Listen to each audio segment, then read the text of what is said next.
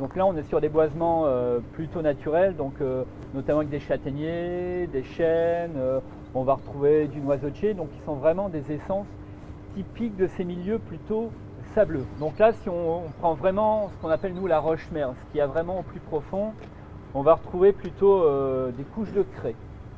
Donc pour ceux qui seraient déjà allés à la coupole par exemple, dans les souterrains de la coupole, on se trouve dans cette tranche là.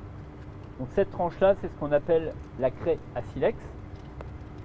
Ici on va avoir une craie blanche, de l'argile, du sable, de l'argile, et puis on a eu des tout petits dépôts de sable, de limon qui se sont faits au fil du temps.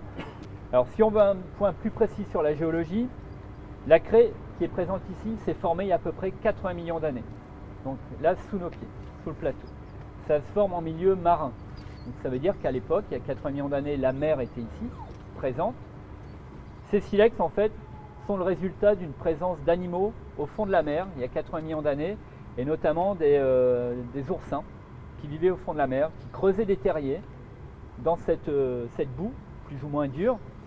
Et c'est lorsque cette eau de mer s'est refroidie que tout le sable qui était en suspension dans l'eau a complètement précipité et a rebouché les terriers d'oursins. Et donc ça c'est vraiment le résultat de cette présence de millions d'animaux dans nos mers tropicales, parce qu'il faut savoir que le continent sur lequel on est aujourd'hui, Elfo, n'était pas en zone tempérée à l'époque, on était plutôt en zone tropicale. Vous connaissez la dérive des continents, les continents bougent, se déforment, se reforment. Donc ce continent aujourd'hui est remonté plutôt en zone tempérée, ce qui fait que ici on n'a plus du tout de formation de craie aujourd'hui.